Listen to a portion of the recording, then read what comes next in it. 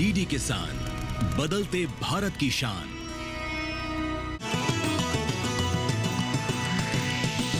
DD किसान, बदलते भारत की शान।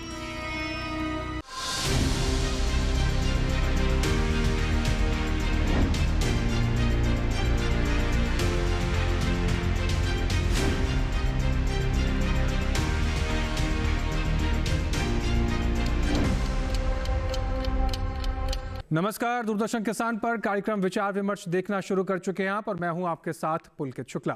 विचार विमर्श के इस कार्यक्रम में हर बार की तरह एक नए विषय को लेकर एक बार फिर से हम आपके सामने हाजिर हैं। और जैसे कि आप सभी जानते हैं कि विचार विमर्श के इस कार्यक्रम में हर बार हम खेती किसानी से जुड़ी हुई या कृषि के क्षेत्र से जुड़ी हुई कुछ एक ऐसे महत्वपूर्ण विषय लेकर आते हैं जिससे आपके जीवन में सकारात्मक प्रभाव लाया जा सके, आपके खेती किसानी में परिवर्तन लाया जा सके, आपके मुनाफे को बढ़ाया जा सके, आपकी लागत को कम किया जा सके।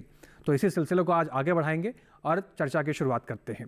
जैसे कि दोस्तों, आप सभी प्रदूषण के बारे में जानते होंगे, और जब जिक्र प्रदूषण का होता है तो हमारे दिमाग में कई तस्वीरें निकल कर आती हैं, जैसे कि जल प्रदूषण, वायु प्रदूषण और इस तरह के ध्वनि प्रदूषण, इस तरह के तमाम प्रदूषण की बात होती है। लेकिन हम बात अगर कृषि क्षेत्र में करें तो ये प्रदूषण किस तरीके से कृषि क्षेत्र को नुकसान पहुंचा रहा है और कैसे उत्पादन को नुकसान कर रहा है, और न केवल सिर्फ कृषि क्षेत्र और उत्पादन की बात करें बल्कि हम सभी की स्वास्थ्य पर भी बहुत बड़ा असर डाल रहा है। अब कौन सा ऐसा प्रदूषण है जिससे हम लोग ऐसे इनडायरेक्टली लिंक्ड हैं और हमें पता भी नहीं लग पा रहा है? तो आज हम बात करेंगे मृदा प्रदूषण पर। जी हाँ दोस्तों, मृदा प्रदूषण बहुत ही ज़्यादा ज़रूरी विषय हो गया है आज के समय में बातचीत करने का। और जिस तरीके से हमारे कुछ किसान भाई ज़्यादा उत्पादन के चक्कर में अंधाधुंध रसायनों का प्रयोग करते हैं, जिसकी वजह से हमारी मृदा को बहुत ज़्यादा नुकसान पहुंचता है। और जब तक हमें समझ में आता है कि मृदा हमारी नष्ट हो रही है या मृदा को नुकसान पहुंच रहा है, तब तक बहुत देर हो जाती है। तो इसी चीज़ को समझने के लिए आज हम विचार विमर्श करेंगे और जानेंगे कि मृदा प्रदूषण क्या है, क्या इसके कारण है, कैसे इसके लक्षण होते हैं, कैसे पहचाना जाए, कैसे बचाव करना है, और आप अपनी मृदा के प्रति कैसे अपनी जिम्मेदारी निभा सकते हैं, और कैसे अपने मिट्टी को संरक्षित कर अपने उत्पादन को और बेहतर कर सकते हैं। न केवल उत्पादन को बेहतर कर सकते हैं, आप अपनी उपज की गुणवत्ता को भी बेहतर कर सकते हैं।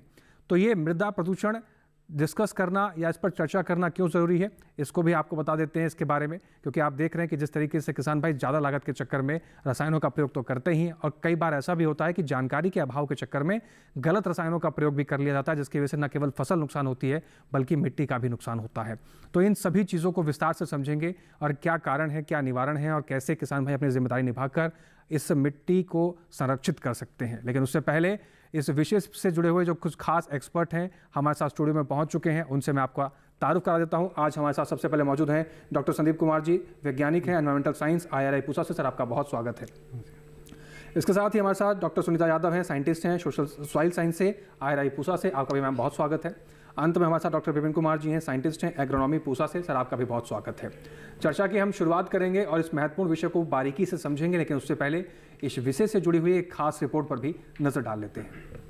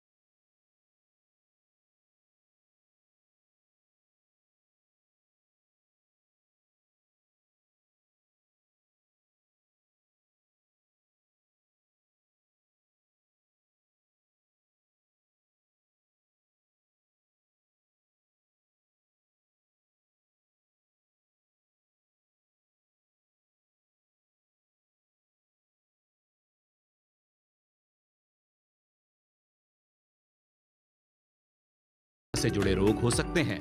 अब बात करते हैं समाधान की। मिट्टी की सेहत को सुधारने के लिए हमें कुछ जरूरी काम करने होंगे, जैसे जैविक खेती को अपनाना। जैविक खेती में पोषक तत्व प्रबंधन के लिए किसानों द्वारा विभिन्न प्रकार की जैविक खेती, केंचुआ खाद, गोबर की खाद, कंपोस्ट, हरी खाद, फसल अवशेष आधारित खाद और जीवाणु खाद का इस्तेमाल करना चाहिए। इससे फसल उत्पादकता में गिरावट नहीं होगी, साथ ही मिट्टी की उर्वरा शक्ति भी बनी रहेगी। इसके अलावा अच्छे फसल उत्पादन के लिए किसानों को मिट्टी की जांच भी करवानी चाहिए और मृदा स्वास्थ्य कार्ड भी बनवाना चाहिए। बता दें कि मृदा स्वास्थ्य कार्ड एक प्रिंटेड रिपोर्ट है। इसे किसान को उसकी हर जोत के लिए दिया जाता है। इस कार्ड को मिट्टी की जांच के बाद तैयार किया जाता है। स्वास्थ्य कार्ड में खेत की मिट्टी की पूरी जानकारी लिखी होती है, जैसे मिट्टी में किन किन पोषक तत्वों की कितनी मात्रा है और कौन कौन सा उर्वरक अपने खेत में डालना चाहिए। इस तरह मिट्टी की जांच के दोहरे फायदे हैं। एक तो खेत की लागत में कमी आती है और दूसरे पैदावार भी अच्छी होती है।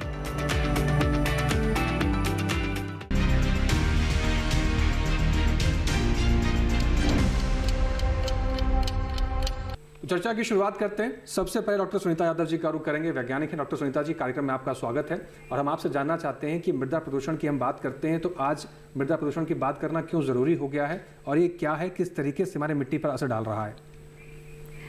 मृदा प्रदूषण मुख्यतः मृदा में होने वाला प्रदूषण होता है, जैसे कि विभिन्न प्रकार की मानवीय तथा प्राकृतिक गतिविधियों से मृदा में होने वाले भौतिक, रासायनिक तथा जैविक प्रतिक्रियाओं में होने वाले परिवर्तन को, जिससे कि मृदा प्रदूषित होती है। मृदा की उर्वरता और उसमें पाए जाने वाले सूक्ष्म जीव खत्म हो रहे हैं, जिससे मृदा में उर्वरा शक्ति भी कम हो रही है।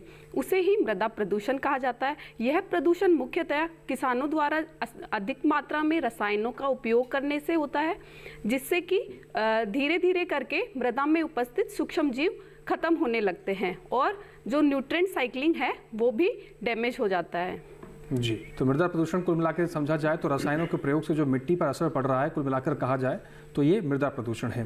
डॉक्टर संदीप जी का रुख कर लेते हैं। डॉक्टर संदीप जी, अगर इसमें आप कुछ जोड़कर कुछ बताना चाहते हैं तो एक तो आप ये बताइए, दूसरा वातावरण का प्रभाव किस तरीके से खेती किसानी में पड़ रहा है और क्या, जैसे मैडम ने कहा कि प्राकृतिक की जिम्मेदारियाँ भी कहीं ना कहीं बनती हैं मृदा प्रदूषण पर, प्राकृतिक प्रदूषण किस तरीके से हमारी मिट्टी को नुकसान पहुँचा रहा है?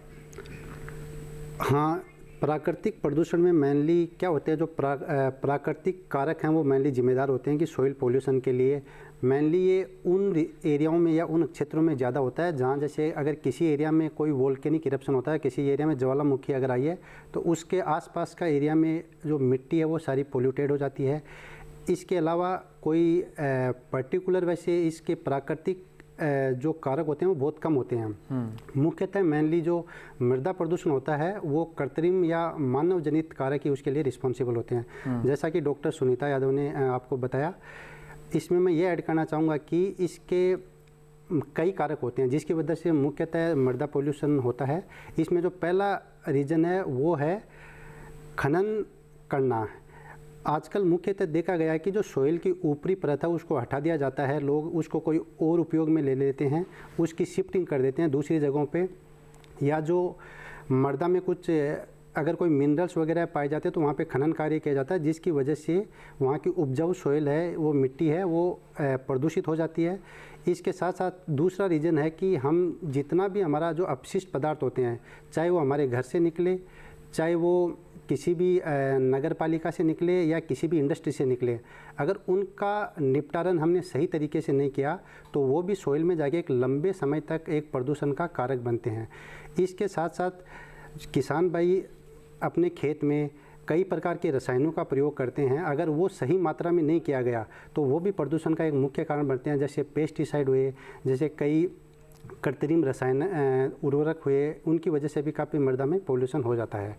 इसके अलावा मैं एक कारण और ऐड करना चाहूँगा, जो है लैंड यूज चेंज। हम मिट्टी का जो उपयोग है उसको चेंज करते जा रहे हैं। जैसे शहरों के आसपास में जो भी कृषि योग्य भूमि है उसका हम उसमें कोई भी कंस्ट्रक्शन काम कर देते हैं या उससे कोई रोड वगैरह का डेवलपमेंट हो जाता है। इसकी वजह से जो कृषि योग्य भूमि है वो ख़त्म होती जा रही है, या जो आसपास में जो भूमि है वो प्रदूषित होती जा रही है। और लास्ट में एक जो और मुख्यतः रीज़न है, जो मेनली जो बड़ी सिटीज़ हैं, जो शहर हैं, उनके आसपास में दूषित जल का उपयोग करते हैं। जो किसान पानी की जब कमी होती है तो वो जो शहरों का जो दूषित पानी है उसका उपयोग है वो सिंचाई के लिए करते हैं, और उसमें काफ़ी मात्रा में विषैले पदार्थ होते हैं, धातु होती हैं, जिनकी वजह से सोयल की है जो उपजाऊ क्षमता है वो कम हो जाती है और वो प्रदूषित हो जाती है। जी, तो ये कुछ कारण हैं जिसकी वजह से मृदा प्रदूषण हो रहा है। डॉक्टर विपिन जी का रुख करते हैं। अब बात हम किसान भाइयों की करते हैं। डॉक्टर विपिन जी, आप एग्रोनॉमी से हैं, अगर बात किसानों की जाए तो क्या सारी जिम्मेदारी किसान की है, और क्या सिर्फ किसान ही एक कारण है जिसकी वजह से मिट्टी प्रदूषित हो रही है हमारी? जैसे बहुत से कारणों को डॉक्टर साहब, डॉक्टर सुनीता, डॉक्टर संदीप जी ने बताया, लेकिन किसान भी कुछ हद तक जिम्मेदार है। जो पर्यावरण का मिट्टी का जो प्रदूषण है उसमें एक जिम्मेदार है। जैसे कि हम देखें तो किसान अपने खेत पर आप देखोगे तो फर्टिलाइज़र अप्लाई करता है, इंसेक्टिसाइड अप्लाई करता है, कीटनाशक अप्लाई करता है और फर्टिलाइज़र अप्लाई करता है। तो इन सब का भी अगर उचित वो तरीके से प्रयोग नहीं करता है खेत में, मतलब इसका मतलब वो साथ में साथ कुछ हैवी मेटल्स, मैं यहाँ हैवी मेटल्स का भी जिक्र करना चाहूँगा, क्योंकि क्या होता है कि जब हम कोई भी रसायन डालते हैं तो उनके साथ कुछ मात्रा में जो होते हैं वो हैवी मेटल्स होते हैं, और इन हैवी मेटल्स का हमारे कृषि पर काफ़ी प्रभाव है। क्योंकि देखिए, जब हम पैदावार करते हैं तो पैदावार क्यों करते हैं कि एक अच्छे क्वालिटी हमको चाहिए होता है उसके लिए, ठीक है। अब ऐसा नहीं है कि जो मृदा है उसमें अगर ये ऐसे जो हैवी मेटल्स हैं इनकी संख्याएं आप बढ़ा रहे हैं इन रसायनों के द्वारा, तो इसका मतलब आप प्रदूषण कर रहे हैं और जिसका काफ़ी इम्पैक्ट पड़ता है। तो मेरा कहना ये होगा किसानों को कि आप लोग के पास जो भी आप इंसेक्टिसाइड हुआ या आप हर्बिसाइड अप्लाई कर रहे हैं, खरपतवार नाशी अप्लाई कर रहे हैं, तो पहले आप एश्योर कर लीजिए कि उसकी मात्रा कितना रिकमेंड किया गया है 1 हेक्टेयर के लिए, ठीक है। आप ओवरडोज किसी भी, चाहे केमिकल फर्टिलाइज़र का हो और चाहे इंसेक्टिसाइड का हो या चाहे पेस्टिसाइड या विडिसाइड का, किसी चीज़ का ओवरडोज मत कीजिए, क्योंकि ये मात्राएं इनकी कम होती हैं और इनका प्रभाव क्या होता है प्रदूषण पर काफ़ी पड़ता है। जैसे कि मैं बता दूं, आपने देखा होगा कुछ दिन पहले केरला की एक स्टोरी थी, वहाँ पर कुछ जैसे केमिकल्स की वजह से वहाँ पर कुछ मानव पर उसका प्रभाव पड़ रहा था और वो काफ़ी न्यूज़ में भी आया था। तो चीज़ें कभी कभी वो चीज़ें दिखती नहीं हैं, लेकिन हमारे द्वारा ही वो रची हुई चीज़ें होती हैं। तो मेरा किसानों से यही जो एक अनुरोध होगा कि आप उन कीटनाशियों का, उन केमिकल का प्रयोग ना करें जो कि बैंड हैं, इसका ज़रूर एश्योर कर लें। और जल्दीबाजी के चक्कर में ओवरडोज, चाहे वो रसायन कीटनाशक हो चाहे कोई भी फर्टिलाइज़र हो, उसका ओवरडोजिंग आप यूज़ ना करें। जी, डॉक्टर सुनीता जी का रुख करते हैं। डॉक्टर सुनीता जी, जैसे कि यहाँ पर डॉक्टर विपिन जी ने बताया कि रसायनों के प्रयोग से मुख्यतः अगर देखा जाए तो इस तरीके की समस्या निकल कर सामने आती है, लेकिन क्या सिर्फ रसायनों के प्रयोग ही मिट्टी को दूषित करता है या कुछ और वजह भी होती है? दूसरा, मिट्टी प्रदूषित हमारी हो चुकी है, इसकी पहचान कैसे की जाए कि अब मिट्टी प्रदूषित हो चुकी है, इसका उपचार करना चाहिए? जी बिल्कुल, जैसा कि डॉक्टर विपिन जी ने बताया, डॉक्टर संदीप जी ने बताया कि बहुत सारे कारण हैं। जैसे कि जो लैंडफिल साइट होती हैं जिन पे सॉलिड वेस्ट का डंप किया जाता है, कई प्रकार के जो वेस्ट हैं उनको डंप करने के अच्छे से उनको तरीके से डंप नहीं करते हैं, जिससे कि जब वर्षा का पानी आता है तो उसके साथ में जो भी प्रदूषक कारक हैं, जो कंटामिनेंट्स हैं, वो भी बह के मृदा में मिल जाते हैं, जिससे मृदा प्रदूषित होती है। मृदा में कई तरह के जैसे कि प्लास्टिक का ज़्यादा यूज़ कर रहे हैं, तो प्लास्टिक को इधर उधर फेंकने से वो प्लास्टिक भी जाके मृदा के साथ में मिल जाते हैं, जिससे भी मृदा के गुणों में परिवर्तन होता है। तो हम कैसे मृदा को देख के पता कर सकते हैं? जैसे कि अगर कोई लैंडफिल साइट के पास में अगर आपकी सॉइल है या फिर जहाँ पे मृदा बहुत प्रदूषित है, जहाँ पे कोई औद्योगिक या नगरीय वेस्ट वाटर आ रहा है जो कि मृदा में मिल रहा है, तो वो जो मृदा प्रदूषित हो रही है उसको देखने से उसका जो कलर होगा वो भी धब्बेदार दिखाई देगा तथा वो डिसकलर्ड सॉइल दिखाई देगा, कुछ धब्बे नुमा संरचना उस पर दिखाई देगी।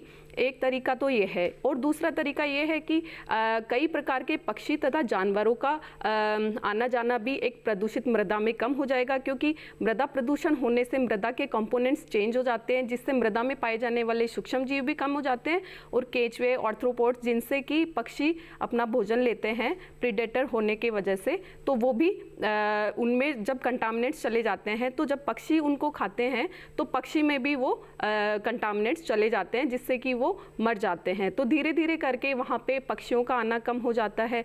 कई तरह के जैसे पेंट वगैरह स्क्रैप है, जैसे कि कोई बिल्डिंग है जो बन रही है जहाँ पे पेंट को उतार के दूसरा पेंट किया जा रहा है, तो उस पेंट को उतार के वो डंप कर दे रहे हैं अगर सॉइल में, तो वो पेंट डिग्रेड नहीं होता है। वो एक नॉन बायोडिग्रेडेबल प्रोडक्ट होते हैं जो कई समय तक मृदा में पड़े रहते हैं, जिसको देख के भी हमें अंदाज़ा लगाते हैं कि ये सॉइल प्रदूषित सॉइल है।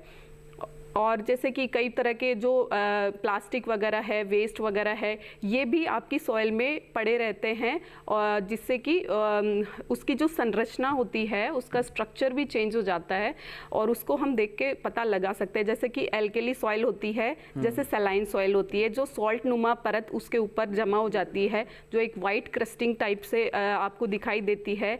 एल्कली सॉइल में एक ब्लैक क्रस्टिंग टाइप से आपको दिखाई देती है, जिससे आप पता लगा सकते हैं कि आपकी सॉइल धीरे धीरे करके प्रदूषित हो रही है। चर्चा को आगे बढ़ाएंगे, लेकिन यहाँ लेना होगा छोटा सा ब्रेक। आप बने रहें और देखते रहें कार्यक्रम विचार विमर्श।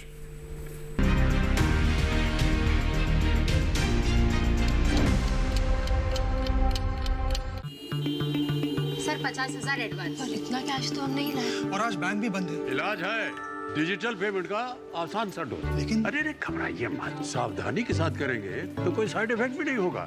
फोन लाइए मुझे, यहाँ फोन लगाइए। डिजिटल पेमेंट से लेन देन हो सकता है, आसान, सुरक्षित और तेज। मैंने तो इन्हें डिजिटल पेमेंट सिखा दिया है, आपने? क्योंकि RBI कहता है कि डिजिटल पेमेंट अपनाओ, औरों को भी सिखाओ। चुटकुला समझ नहीं आया? समझ तो ये नहीं आता कि खेत धान का या खरपतवार का। तो इसमें समझना क्या है दोस्त? ले आओ धान के खरपतवारों का स्पेशलिस्ट ग्रीन लेबल। IIL के ट्रैक्टर ब्रांड का ग्रीन लेबल, धान के खरपतवारों का स्पेशलिस्ट।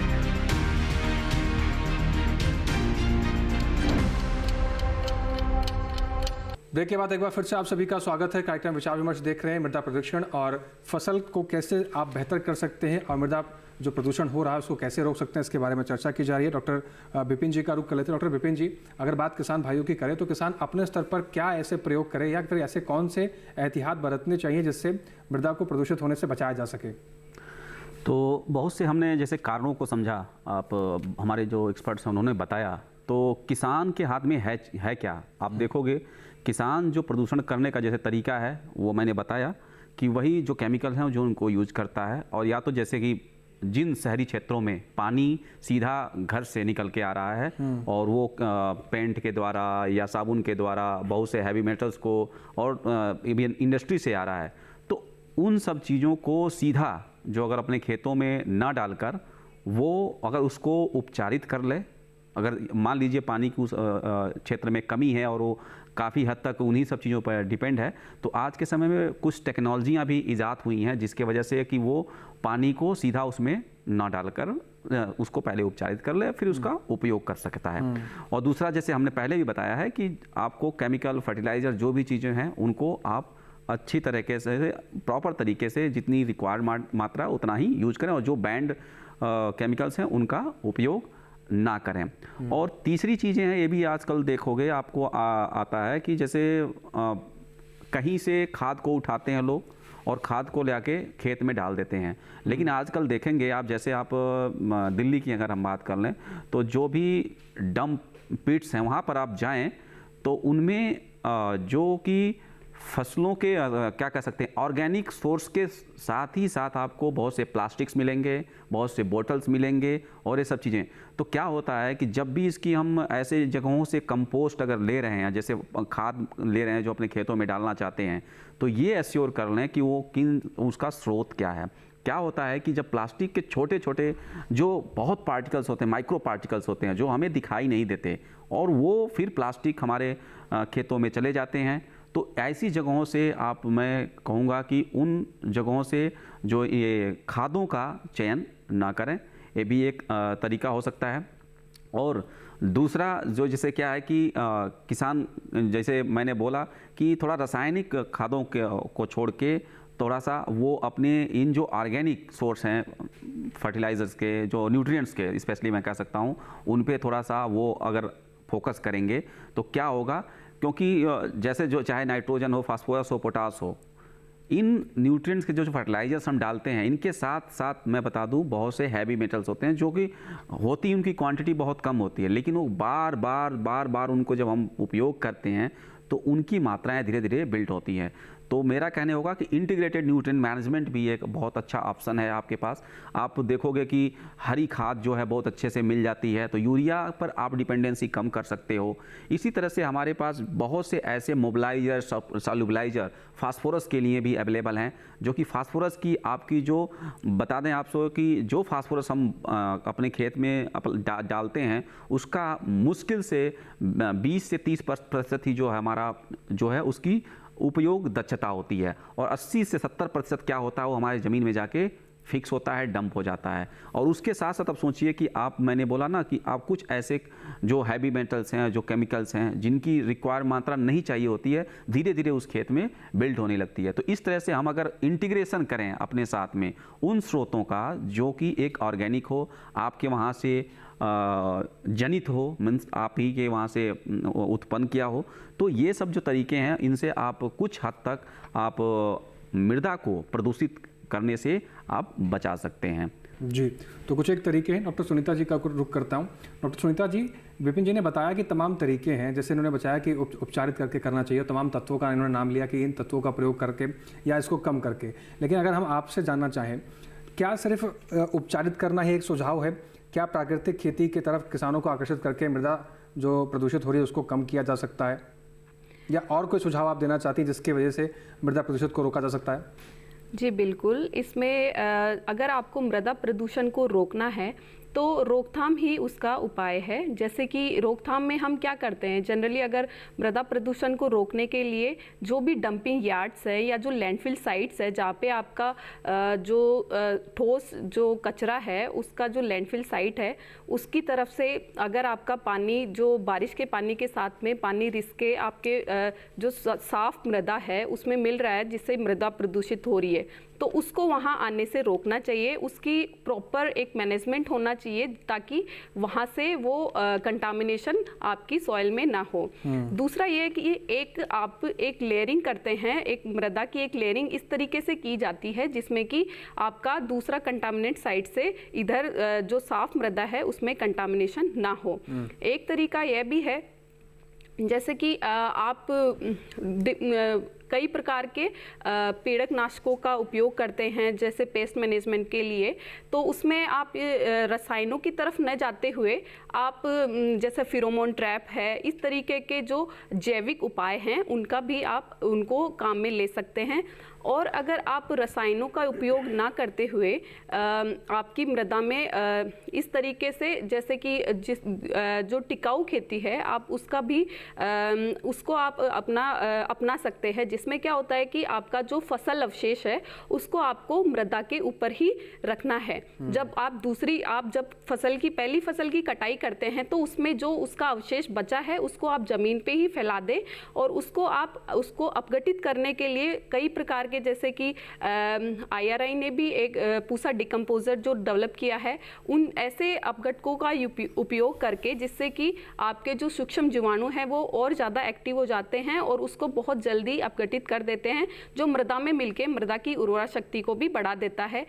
इस प्रकार से आप जैसे कि क्रॉप रोटेशन होता है, फसल चक्रीकरण को अपनाना चाहिए, जिससे कि एक ही तरह का, क्योंकि आजकल जैसे कमर्शियल फार्मिंग पे ज़्यादा जोर दिया जा रहा है, ज़्यादा पॉपुलेशन बढ़ने की वजह से ज़्यादा अन्न उत्पादन के चक्कर में मतलब इसी तरीके की फसलें उगाई जाती है, लेकिन हमें हमेशा क्रॉप रोटेशन को ध्यान में रखते हुए फसल चक्रीकरण करना चाहिए। अगर आप अनाजीय फसलें ले रहे हैं तो उसके बाद में आपको दलहनी फसलें हमेशा उस फसल चक्र में अपनानी चाहिए, जो कि नाइट्रोजन जो वातावरण में जो नाइट्रोजन है उसको रूट्स में जो माइक्रोब्स होते हैं वो उसको फिक्स करके आपकी मृदा में जो पोषक तत्व हैं उनकी मात्रा को भी बढ़ाते हैं। और जैसे भी जो भी आप प्लास्टिक या फिर इस तरीके के थैलियाँ वगैरह यूज़ कर रहे हैं, इनका उपयोग ना करके कागज़ की थैलियों का उपयोग कर सकते हैं और कपड़े की थैलियों का उपयोग कर सकते हैं। जो सिंगल यूज़ प्लास्टिक है उसको आप बैन कर सकते हैं। आप खुद से अपने आप खुद से बैन करके दूसरों को भी प्रेरित कर सकते हैं कि सिंगल यूज़ प्लास्टिक का उपयोग ना करें। जितना कम उपयोग करेंगे वो उतना डंपिंग यार्ड में नहीं जाएगा। एक ऐसा है कि जो आप कचरा फेंक रहे हैं, आपके घर का कचरा है, घरेलू कचरा है, उसको भी आप इधर उधर ना फेंके। जो प्रॉपर जो सरकार के द्वारा गाड़ी चलाई गई है कचरा इकट्ठा करने के लिए, उसी में आप अपना कचरा दें, या फिर जो डस्टबिन्स बने हुए हैं उसमें ही अपना कचरा डालें। इस तरीके से आप कचरे को सेग्रीगेट करके अलग अलग कचरा करके जो बायोडिग्रेडेबल प्रोडक्ट्स हैं उनको, बायोडिग्रेडेबल कचरे को अलग तथा नॉन बायोडिग्रेडेबल को अलग से डाल के उनको सेग्रीगेट करके ही देना चाहिए। और ऐसे पदार्थों का ज़्यादा उपयोग लेना चाहिए जो डिग्रेडेबल होते हैं। तो इस तरीके से आप अपने खुद के लेवल पे भी प्रदूषण को होने से बचा सकते हैं। जी, तो खुद के लेवल पे भी अगर आप प्रदूषण रोकने की प्रयास करेंगे तो कहीं ना कहीं शुरुआत होगी और कहीं ना कहीं किसी न किसी दिन जाके वो प्रयास एक बड़े बदलाव में ज़रूर दिखेगा। डॉक्टर संदीप जी का रुख करते हैं। डॉक्टर संदीप जी, आपने गैसेस का जिक्र किया कि गैसेस के फॉर्म में भी बहुत सी चीज़ें निकल कर आती हैं जो पर्यावरण की दृष्टि से काफ़ी नुकसानदेह होती हैं। आपके हिसाब से अगर देखा जाए तो क्या प्रयास किए जाने चाहिए इस चीज़ को रोकने के लिए? और जब गैसेस की बात होती है तो हम कोई फसल लगाते हैं, किसी उर्वरक का प्रयोग ना भी करें, फसल लगाने से भी तो गैसों का एमिशन होता है। हाँ जी, ज़रूर। मैं आपको बताना चाहूँगा कि मुख्यतः दो टाइप की फसल होती हैं। एक जो फसल होती है जिसमें हम सिंचाई करते हैं, और एक फसल वो होती है जिसके अंदर हम पानी को खड़ा रखते हैं, जैसे कि चावल। धान की खेती में हम देखते हैं कि पानी अक्सर पूरे सीजन भर उसमें पानी, खेत में पानी रखा जाता है जी। तो किसी भी सोइल में अगर हम मिट्टी में अगर पानी को खड़ा रखते हैं पूरे उसकी सीजन के दौरान, तो इसकी वजह से क्या है कि सोइल के अंदर है ऑक्सीजन की कमी हो जाती है, और जहाँ पे ऑक्सीजन की कमी होती है वहाँ पे मीथेन गैस का इमिशन होता है। और यही मीथेन गैस है वो एक क्लाइमेट चेंज का एक मुख्य कारक बनती है, जिसकी वजह से अल्टीमेटली हमारा जो वातावरण है वो इफेक्ट होता है, टेम्परेचर बढ़ता है, ग्लोबल वार्मिंग होती है, और भी कई इसके दुष्प्रभाव हैं। इसके साथ साथ हम जब सोइल में अत्यधिक मात्रा में नाइट्रोजन उर्वरकों का उपयोग करते हैं तो उसकी वजह से नाइट्रस ऑक्साइड गैस का इमिशन होता है, जो भी एक पोटेंशियल ग्रीन हाउस गैस है, और उसकी वजह से भी क्लाइमेट चेंज और इस टाइप की प्रॉब्लम होती रहती हैं। इसके साथ साथ नाइट्रोजन की अन्य गैसों का भी उत्सर्जन होता है, जो कि ग्रीन हाउस गैस के साथ साथ वायु प्रदूषकों का भी काम करती हैं, जिसके साथ साथ हमारा क्लाइमेट भी चेंज हो रहा है और हमारा वातावरण है वो भी दूषित हो रहा है। तो इसको कम करने के लिए, जैसे कि डॉक्टर सुनीता ने बताया कि गवर्नमेंट की स्कीम है मृदा स्वास्थ्य कार्ड है, जो किसानों को टाइम टू टाइम हर 1-2 साल में करवाना चाहिए, और इससे पता चलता है कि हमको हमारे खेत में नाइट्रोजन की कितनी रिक्वायरमेंट है, उसी के हिसाब से हम उसको उसकी रिक्वायरमेंट के अकॉर्डिंग ही देना चाहिए। अत्यधिक मात्रा से हमको बचना चाहिए। जी, डॉक्टर विपिन जी का रुख करते हैं। डॉक्टर विपिन जी, यहाँ पर बताया सर ने कि मीथेन गैस एमिशन होता है चावल की खेती की, अगर हम बात करें चावल के खेतों में, तो क्या किसान भाई चावल की खेती करना बंद कर दें, या फिर क्या ऐसा तरीका है? क्योंकि बहुत सारे किसान भाई इस कार्यक्रम को देख रहे होंगे तो इस बात को सुनने के बाद उनके मन में सवाल जरूर खड़ा हो गया होगा कि चावल की खेती करने से मीथेन गैस एमिशन हो रहा है और हम प्रदूषण कर रहे हैं, तो क्या किसानों को चावल की खेती बंद कर देनी चाहिए? क्या क्योंकि चावल की खेती में पानी का बहुत बड़ा रोल होता है, तो पानी लगाना बंद कर दें, या फिर क्या उपाय करें चावल की खेती भी हो जाए और मीथेन गैस का उत्सर्जन भी ना हो? ऐसा तो नहीं कि, क्योंकि हमारी जो चावल जो है ये हमारे भारत का क्या एशिया का कह सकते हैं मुख्य आहार है, तो हम इसको बंद तो नहीं कर सकते जी। ठीक है, तो क्योंकि अगर हम देखें क्षेत्र में भी सबसे ज़्यादा हम 42 से लेकर 43 मिलियन हेक्टेयर एरिया में हमारे यहाँ इसका खेती होता है, तो बंद करना एक सलूशन नहीं है, क्योंकि इससे भुखमरी आ सकती है। लेकिन इसके कुछ उपचार हैं, जैसे कि आजकल आप देखोगे कि कम पानी में खेती करने के भी तरीके इजाद हुए हैं, जैसे alternate wetting and drying, DSR technology आई हुई है। और इसके साथ ही साथ अब जैसे कि हम यही कहना चाहेंगे कि ये दो क्षेत्रों में धान की खेती दो, एक तो होती है ट्रेडिशनल एरिया, एक होता है नॉन ट्रेडिशनल एरिया। तो जैसे हम बात करें पंजाब, हरियाणा, वेस्टर्न उत्तर प्रदेश, हमारे नॉन ट्रेडिशनल एरिया के राइस कल्टीवेशन होते हैं। और दूसरा जो होता है एक ट्रेडिशनल एरिया, जैसे हमारा ईस्टर्न यूपी हो गया, बिहार हो गया, वेस्ट बंगाल है, तो ये ट्रेडिशनल राइस के एरिया हैं। तो यहाँ पर आप राइस लगाएं और चाहे ना लगाएं, पानी तो यहाँ पर उस सीजन में आपको खड़ा दिखेगा, ठीक है। तो वहाँ तो वो अवस्था राइस लगाने या ना लगाने से उसका कोई विशेष प्रभाव नहीं पड़ता। लेकिन ये देखा जाता है, स्पेशली जो समस्याएं आ रही हैं, क्योंकि राइस का क्षेत्र जैसे बढ़कर मैं नॉन ट्रेडिशनल एरिया में आया, वहाँ पर जहाँ पर लोग सिंचाई पर ज़्यादा आश्रित होकर इनको धान में पानी डालते हैं और खड़ा करते हैं। तो उन स्थानों के लिए मैं किसानों से यही कहूँगा कि आप पहले तो अपने क्षेत्रों में उन प्रजातियों का चयन करें जिन प्रजातियों की अवधि कम हो, क्योंकि आपकी अवधि अगर कम है तो जल्दी कम पानी में भी वो पैदावार दे सकती है। और दूसरी जो डीएसआर की सबसे एक मेजर ऑपरेशन होता है जिसको कहते हैं वो है पडलिंग। तो पडलिंग की जो ऑपरेशन को ख़त्म करने के लिए एक डीएसआर टेक्नोलॉजी आई है, लेकिन उसमें थोड़ी उस पर विस्तृत जानकारी तो नहीं हम दे सकते इसमें, लेकिन आप उसके तरफ आप जाकर, जैसे कि मेन मुख्यतः जो डीएसआर का समस्या होता है वो वीड की प्रॉब्लम होती है, क्योंकि खरीफ में जैसे ही आप धान लगाते हैं, मतलब राइस लगाते हैं, तो साथ में वीड आते हैं। तो उससे बचने के लिए आपको करना क्या होगा कि आपको इसकी जो सोइंग है वो जून महीने में ही थोड़ी अर्ली करनी पड़ेगी, जिससे क्या है कि क्योंकि अर्ली जब आप सोइंग करेंगे तो उस टाइम पर अभी जस्ट मानसून उतना अच्छे नहीं आया होगा। तो जब मानसून जब अच्छे से नहीं आएगा तो वीड आप उसको सोइंग करके उसका जर्मिनेशन, सिंचाई जब सोइंग कर देते हैं तो इरिगेशन कर दीजिए, तो क्या होगा आपके धान की जो है सीड वो जम जाएंगे और उतनी अच्छे मात्रा में पानी की अभी बरसात नहीं हुई रहेगी। तो हो सकता है उस टाइम पे क्या होता है, वीड जो होते हैं वो थोड़े पिछड़ जाते हैं, ठीक है। तो इसको अडॉप्ट करके आप अपनी खेती कर सकते हैं। तो जैसे मुख्यतः मैं यही बोलूँगा कि आपको लंबी प्रजातियों का चयन नहीं करना है, उच्च गुणवत्ता वाली प्रजातियों का चयन करना है। कि ऐसा नहीं कि आप ट्रेडिशनल वैरायटी को यूज कर रहे हैं जिनमें आप पानी खूब लगा रहे हैं और पैदावार कम हो रही है। तो प्रजाति का चयन कीजिए, और जैसे मैंने बहुत बताया कि डीएसआर टेक्नोलॉजी है, उन टेक्नोलॉजी का आप एडॉप्शन कीजिए, तो डेफिनेटली आपको जो है आप खेती कर सकते हैं राइस का। राइस की खेती के लिए ऐसा नहीं है कि हम इसके बिना रह सकते हैं, क्योंकि ये हमारे देश का मुख्य आहार है। बिल्कुल मुख्य आहार है, और कई संख्या के अंदर देखा जाए तो काफ़ी असंख्य मामले में ये जो चावल की खेती है एक्सपोर्ट भी की जाती है, हमारे देश की काफ़ी खाद्यान्न पूर्ति भी करता है। चर्चा को आगे बढ़ाएंगे, लेकिन यहाँ वक्त हो गया फिर से छोटे से ब्रेक का। ब्रेक के उस पार कुछ और बारीकियों को समझेंगे। आप बने रहें और देखते रहें कार्यक्रम विचार विमर्श।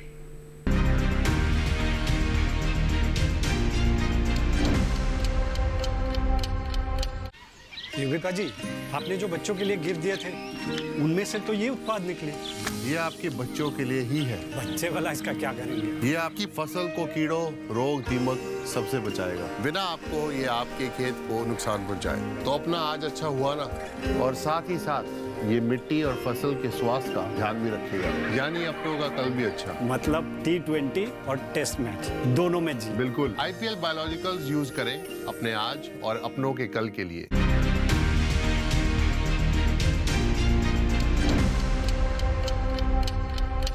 ब्रेक के बाद एक बार फिर से आप सभी का स्वागत है। कार्यक्रम विचार विमर्श देख रहे हैं आप। मृदा प्रदूषण क्या है और फसल उत्पादन पर किस तरीके से असर डालता है, इसके बारे में कुछ बारीकी को समझने की कोशिश की जा रही है। चर्चा को आगे बढ़ाते हैं, डॉक्टर विपिन जी का रुख करते हैं। डॉक्टर विपिन जी, आपने बताया तमाम टेक्नोलॉजी के बारे में, लेकिन अगर हम खेती किसानी में मशीनीकरण की बात करें, एक तरफ हम किसानों को जोर देते हैं कि नई नई तकनीकों का इस्तेमाल कीजिए, तकनीक के इस्तेमाल से आपकी लागत कम होगी, कम समय में आप ज़्यादा काम कर पाएंगे।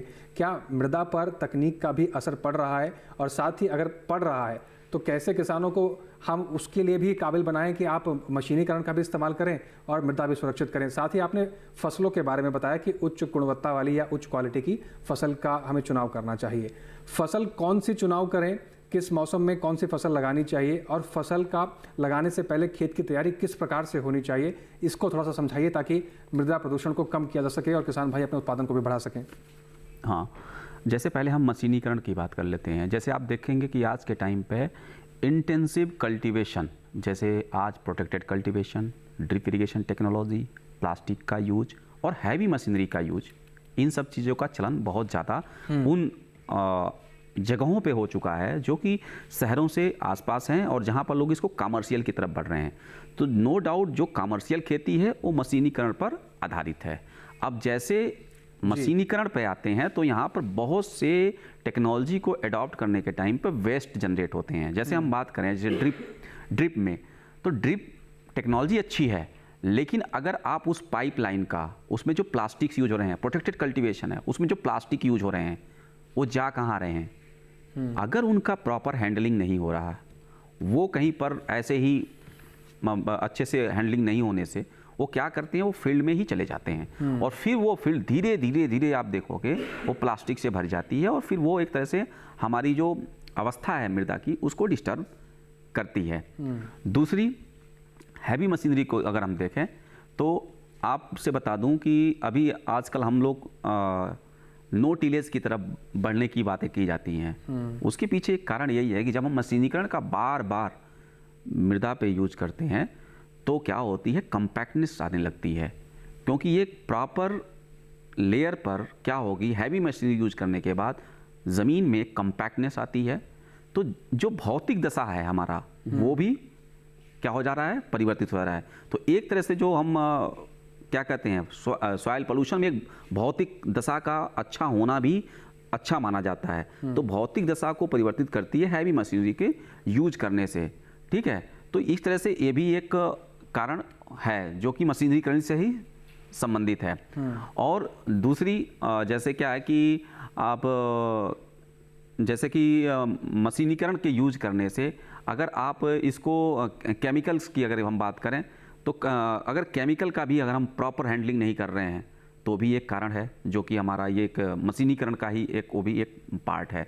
तो नो डाउट हम कह सकते हैं कि जैसे हम एडवांस अपनी खेती की तरफ जा रहे हैं, कमर्शियल खेती की तरफ जा रहे हैं, तो कुछ न कुछ हम जो बाहरी चीज़ें हैं उन पे आधारित हो रहे हैं। और वो बाहरी चीज़ें क्या हैं, वो चाहे प्लास्टिक हो, चाहे केमिकल हो, चाहे मशीनरी हो, वो जो फिजिकल दशा को डिस्टर्ब कर रहे हैं, हमको इनका बहुत उचित उपयोग करना है। नहीं तो इनकी हैंडलिंग अगर सही से नहीं होगी तो ये मुख्य निश्चित तौर पे ये हमारे जो मृदा हैं उनको ये प्रभावित करेगी, चाहे भौतिक तौर पे, चाहे उसके केमिकल तौर पे, चाहे उसकी जैविक तौर पे उसको प्रभावित करेगी।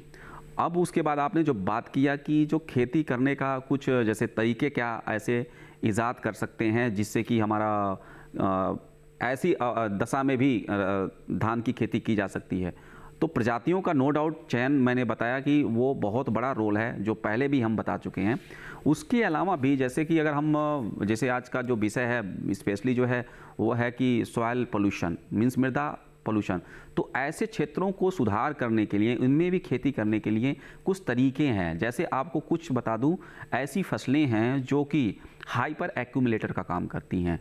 जैसे ब्रेसिका है, अगर मान लीजिए आपके क्षेत्र में कोई ऐसी ज़मीन है और वहाँ पर पोल्यूशन हो चुका है, आपको पता चल गया कि ये ज़मीन थोड़ी पॉल्यूटेड है, तो वहाँ पर जो हैवी मेटल्स हैं उनको निकालने का कुछ तरीका है, वो वनस्पतिक तरीकों के द्वारा भी आप निकाल सकते हैं।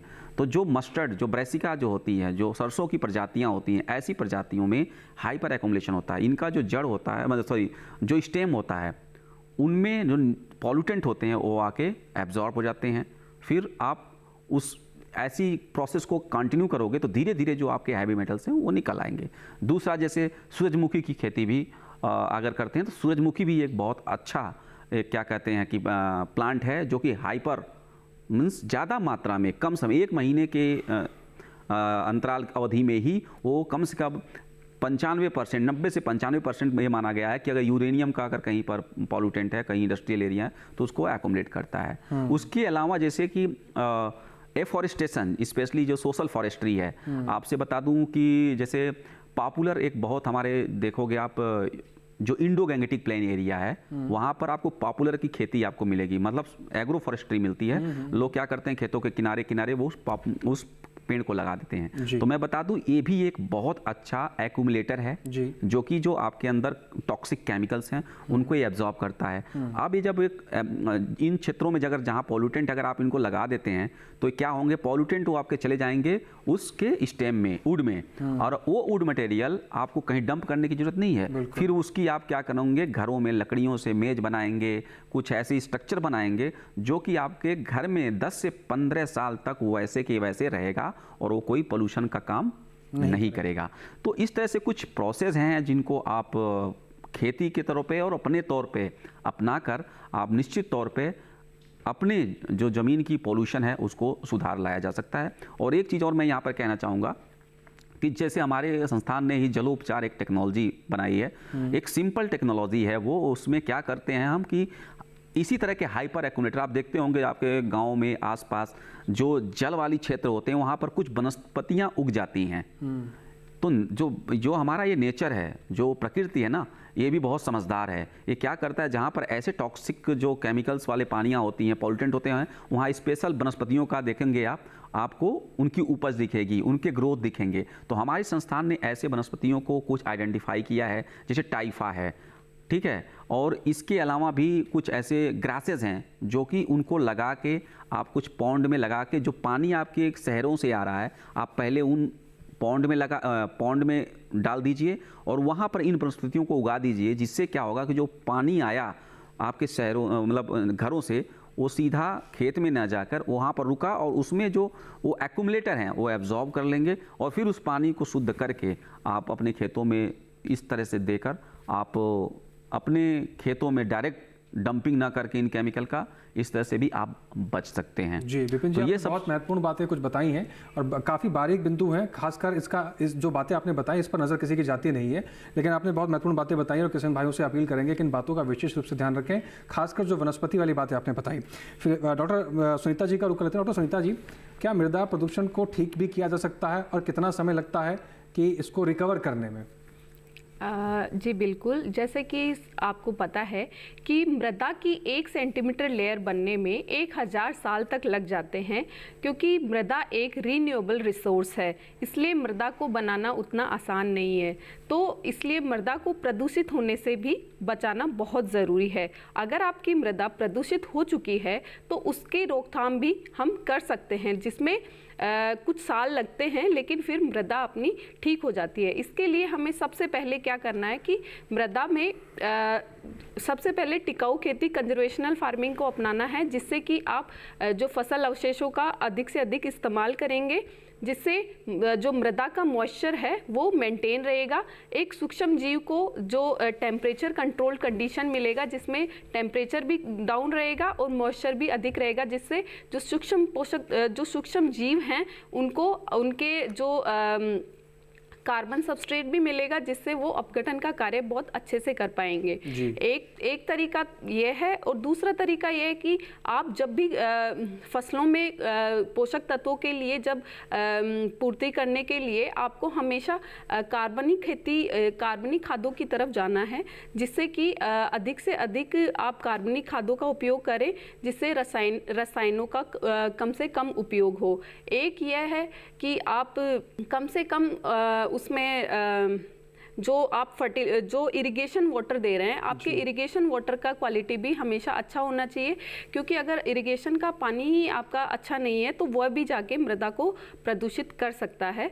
और अगर आप मल्चिंग के लिए आप प्लास्टिक वगैरह ऐसा आर्टिफिशियल मल्चिंग कर रहे हैं, तो उसका भी आपको एक प्रॉपर फॉर्मेट में यूज़ करना चाहिए, क्योंकि जब आप मल्चिंग को हटाते हैं तो कई प्लास्टिक के पार्टिकल्स मृदा में ही रह जाते हैं, जो कि आगे जाके मृदा को बहुत ज़्यादा मात्रा में प्रदूषित करते हैं। और इसके लिए आपको जब सॉइल को रीजनरेट करना है, उसके लिए आपको अधिक से अधिक वर्मी कंपोस्ट, कार्बनिक खादें इस तरीके के इस्तेमाल करने चाहिए, जिससे कि जो मृदा में जो सूक्ष्म जीव जो ख़त्म हो गए हैं वो वापस से उसमें एक्टिव हो जाएंगे, और जो सॉइल की जो भौतिक, रासायनिक और जैविक जो संरचना जो खराब हो चुकी है उसको भी वो वापस रीजनरेट करने की पूरी कोशिश करेंगे। जैसे कि विपिन सर ने बताया कि एफोरेस्टेशन करना बहुत ज़रूरी है। अगर आपका सॉइल पूरी तरह से वेजिटेशन या वनस्पति से आच्छादित रहेगा तो उसका क्षरण भी बहुत कम होगा, क्योंकि जो मृदा की ऊपरी परत होती है वह सबसे ज़्यादा उपजाऊ होती है, इसलिए उसी में सबसे ज़्यादा कार्बनिक पदार्थ होता है, जिसमें सूक्ष्म जीव अपना उनको कंज्यूम करके उसको ऑर्गेनिक कार्बन में कन्वर्ट करते हैं, जो कि प्लांट्स को कई तरह से पोषक तत्व प्रदान करने में सहायक होता है। तो इसी तरह से एफोरेस्टेशन भी हमेशा करना चाहिए, लोगों को जागरूक उपयोग करना चाहिए इसके लिए। तो इसी तरीके से अगर हम इसी प्रोसेस को हमेशा फॉलो करते रहेंगे तो कुछ समय बाद में हमारा मृदा जो प्रदूषित हो चुकी है वो कुछ समय बाद में ठीक हो सकती है। जी डॉक्टर सुनीता जी, मैं आपसे आखिरी में एक सवाल और पूछना चाहता हूँ, थोड़ा कम शब्दों में आप बताइएगा। ये तो बात हो गई खेतों की, कुछ फसलों की बात हो गई, जो धान के खेत हैं, गेहूं के खेत हैं, इन सब चीज़ों की। लेकिन अगर बात बागों की जाए, जैसे आम के बाग होते हैं या किसी और चीज़ फल के बाग लगाता है कोई किसान भाई, बागों में भी क्या मिट्टी प्रदूषित हो सकती है? जी बिल्कुल, ये डिपेंड करता है कि आपका बाग कहाँ पे है। अगर आपका जो बाग का जो मिट्टी है, अब बाग लगाने से पहले आप उस मिट्टी की एक नमूना लेके उसका जांच केंद्र पे उसका मिट्टी का नमूना भेज के उसमें ये पता लगा सकते हैं कि इसमें कौन कौन से पोषक तत्व उपलब्ध हैं और उसके लिए जो हैवी मेटल कंटामिनेशन है या नहीं, उसका भी आप जो DTP एक्सट्रैक्ट करके उससे जो माइक्रो न्यूट्रिएंट्स का पता लगाएंगे और बाकी जो हैवी मेटल्स हैं उनका भी आप पता लगा सकते हैं कि उसमें ये प्रेजेंट है या नहीं। अगर उसमें वो पाए जा रहे हैं, अगर बहुत तरीके के हैवी मेटल्स उसमें पाए जा रहे हैं, तो उससे आप ये पता लगा सकते हैं कि आपकी ये मृदा में हैवी मेटल्स का कंटामिनेशन है। या फिर आपकी जो मृदा जो आपकी जो साइट है, जो बागानी साइट है, वो अगर किसी भी औद्योगिक क्षेत्र के नज़दीक है जहाँ से औद्योगिकीकरण या फिर नगरीय जो गंदा पानी है वो वहाँ पे आ रहा है, या उसका कोई जो चैनल्स हैं उनसे जो पानी का रिसाव होके उस मृदा में मिल रहा है किसी भी तरीके से, या वहाँ पे बारिश के पानी के साथ में मिलके उस मृदा के ऊपर वो पानी आ जा रहा है, तो वो उस बागानी क्षेत्र की मृदा को भी प्रभावित कर सकता है और उसको भी प्रदूषित कर सकता है। जी, डॉक्टर संदीप जी का रुख करते हैं। डॉक्टर संदीप जी, बात यहाँ पर निकल कर आई एडवांसमेंट के बारे में। अगर हम एडवांस होंगे तो कहीं ना कहीं उसका दूसरा पहलू भी देखने को मिलेगा। ठीक उसी प्रकार जिस प्रकार से एक सिक्के के दो पहलू होते हैं, कुछ अच्छे के साथ कुछ बुरा भी आता है। तो अगर हम एडवांस होते जाएंगे तो साथ साथ कहीं ना कहीं उसके दुष्परिणाम भी हमें देखने को मिलते हैं। आज रोज़मर्रा की ज़िंदगी में हम बहुत सारे एग्जाम्पल्स इसका देख सकते हैं। कैसे बैलेंस किया जाए एनवायरमेंटल पॉइंट ऑफ व्यू से कि हमारी प्रकृति और जो हमारा पर्यावरण है वो भी सुरक्षित रहे, मिट्टी सुरक्षित रहे और हम एडवांस भी साथ साथ होते रहें और विकास के नए आयाम को गढ़ते रहें। आपने बहुत ही अच्छा सवाल पूछा। इसके बारे में बताना चाहूँगा कि अभी एक कॉन्सेप्ट है वन हेल्थ के बारे में, जिसका काफ़ी आजकल यूज किया जाता है। वन हेल्थ का मतलब है कि हमारे वातावरण या हमारे आसपास के जितने भी खंड हैं, वातावरण के जितने भी खंड हैं, जैसे जल हुआ, मिट्टी हुई, वायु हुआ, उन सब का स्वस्थ होना ज़रूरी है। अगर इनमें से एक का भी अगर बैलेंस बिगड़ जाता है तो हमारा पूरा तंत्र है वो एक टाइप से बीमार हो जाता है। जैसे हम बात करते हैं कि सोइल, अगर सोइल का प्रदूषण बढ़ रहा है तो वो क्यों बढ़ रहा है, उसके कई रीज़न हैं। जैसे हम पहले भी डिस्कस कर चुके हैं, लेकिन उनमें से कुछ मेन रीजन्स हैं वो मैं बताना चाहूँगा फिर से। इसमें जो सबसे पहला रीज़न है वो होता है कि हम रसायनों का यूज़ करते हैं। उसमें कई टाइप के होते हैं, जैसे पेस्टिसाइड हो गए या केमिकल जो फर्टिलाइज़र हैं, उनका हम काफ़ी अंधाधुंध यूज किया जाता है। कई बार किसानों को पता नहीं होता है तो वो अधिक मात्रा में चले जाते हैं और यही रसायन अधिक मात्रा से खेतों से निकलकर पानी के साथ में पानी में चले जाते हैं। जब अधिक मात्रा में देते हैं तो इन्हीं से कई प्रकार की गैसों का इमिशन होता है, तो इससे हमारा वायु प्रदूषण होता है। तो हमको पूरे तंत्र को एक साथ व्यवस्थित रखने के लिए, समेकित इसको कंडीशन में रखने के लिए हमको ध्यान देना पड़ेगा। हम जितने भी इनपुट यूज करते हैं, जो भी हम हमारी मिट्टी में डालते हैं, उसका हमको ध्यान रखना पड़ेगा। कोई भी चीज़ है वो एक लिमिट से ज़्यादा नहीं होनी चाहिए। अगर लिमिट से ज़्यादा रही तो वो हमारे सभी तंत्र को प्रभावित करेगी, न कि हमारे मिट्टी को प्रभावित करेगी, वो हमारे वायु प्रदूषण भी करेगी। साथ में इन सब के अलावा जो सबसे बड़ा फाइनल रिजल्ट आता है वो आता है मानव स्वास्थ्य पे। अगर मिट्टी प्रदूषित है तो मानव स्वास्थ्य भी खराब रहेगा। उसी खेत में काम करने वाले किसान भाई हैं, उनकी जो हेल्थ है वो हमेशा ख़राब रहेगी। इसलिए हमको जो भी जैसे हम केमिकल रसायन यूज कर रहे हैं, तो किसान भाइयों को मास्क का यूज करना चाहिए। उस टाइम उनको ग्लव्स पहन के प्रॉपर तरीके से उनका उपयोग करना चाहिए। इसके साथ में खेत से बहकर जो भी पानी कहीं जा रहा है तो उसका हमको प्रॉपर प्रबंध करना चाहिए, ताकि वो हमारे आसपास के किसी वाटर बॉडीज़ में नहीं जा रहा है, उससे मिक्स होके अल्टीमेटली वो हमारे ग्राउंड वाटर में चला जाता है और ग्राउंड वाटर से हम उसी पानी को पीते हैं और उससे हमको कई बीमारियों का सामना करना पड़ता है। तो हम सब चीज़ों को मिला के और सब चीज़ों को एक सही तरीके से यूज करना चाहिए। यही एक इसका प्रॉपर प्रबंधन है जिसकी वजह से हम बच सकते हैं और मृदा प्रदूषण को कम कर सकते हैं। बिल्कुल डॉक्टर संदीप जी, आपने बहुत महत्वपूर्ण बात करी।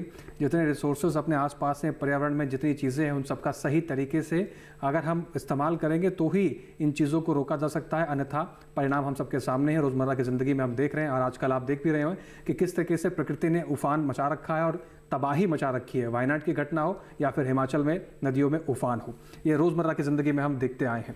फिलहाल आज के विचार विमर्श में निष्कर्ष निकल कर यही आता है कि जो भी किसान भाई हैं, खेती किसानी से जुड़े हुए हैं, अगर मृदा को प्रदूषित होने से बचाना है, फसल उत्पादन को बढ़ाना है, तो कुछ बारीकियों को बहुत बारीक से समझने की ज़रूरत है। अगर आप रसायनों का प्रयोग करते हैं तो अपनी मृदा का परीक्षण करा के ही आप जो उसमें रसायनों का प्रयोग करें। पहले आप जान लें कि किसकी कितनी आवश्यकता है, उसके अनुसार ही आप रसायनों का प्रयोग करें। साथ ही रसायनों का प्रयोग करते समय कौन सी विधियां हैं उसको भी जानना बहुत ज़रूरी है। रसायनों का प्रयोग तो आप कर रहे हैं, लेकिन वो रसायन मिट्टी में जा रहा है कि फसल पर जा रहा है कि कहीं और जा रहा है, इसको भी समझने की बहुत बात महत्वपूर्ण है और बहुत समझने की आवश्यकता है। तो रसायनों का प्रयोग किस तरीके से करना है, ये भी अगर आप समझ के करेंगे, सही तरीके से करेंगे, तो आपको अच्छा उत्पादन मिलेगा। साथ ही आपकी खेती किसानी में परिवर्तन भी आएगा और आपकी मृदा भी सुरक्षित रहेगी। Doctor Sandeep Kumar ji, doctor Sunita Yadav ji, doctor Vipin Kumar ji, कीमती समय निकालकर आप तीनों मेहमान स्टूडियो में आए और मृदा प्रदूषण को लेकर और फसल उत्पादन को लेकर जो महत्वपूर्ण बातें आपने बताई, हम उम्मीद करेंगे किसान भाई इन बातों का सही तरीके से इस्तेमाल करें, इन बातों पर अमल करें। और आपका समय निकालकर स्टूडियो में आने के लिए, ये ज्ञान बांटने के लिए आप सभी लोगों का बहुत शुक्रिया। तो किसान भाइयों, अंत में हम आपसे यही अपील करेंगे कि इन जानकारियों का सही तरीके से इस्तेमाल करें, अपनी मृदा को सुरक्षित रखें, क्योंकि किसान भाई प्रकृति के सबसे नज़दीक रहने वाले व्यक्ति होते हैं। आपके साथ हम सभी की जिम्मेदारी बनती है और सभी दर्शकों से अपील करेंगे कि अपनी जिम्मेदारी निभाइए, अपनी मृदा को संरक्षित कीजिए, सुरक्षित कीजिए, क्योंकि आप स्वस्थ रहेंगे, आपकी मृदा स्वस्थ रहेगी तो आप अच्छा उत्पादन ले पाएंगे और आपकी मुनाफा भी बढ़ पाएंगे। इसके साथ ही इस कार्यक्रम से जुड़े हुए आपको कोई भी सुझाव या कोई भी विचार आप हम तक पहुंचाना चाहते हैं तो आप हमें मेल कर सकते हैं। हमारी आप ईमेल आईडी नोट कर लीजिए। हमारी ईमेल आईडी है vichar-08@gmail.com। आपके सुझाव और आपके सवाल हमारे इस कार्यक्रम को और बेहतर करने में मददगार साबित होते हैं। आज के विचार विमर्श में बस इतना ही। फिर से हाजिर होंगे नए विषय के साथ, नए मेहमानों के साथ, नई जानकारियों के साथ। आप बने रहें, सीखते रहें, आगे बढ़ते रहें और हमें दीजिए इजाज़त। नमस्कार।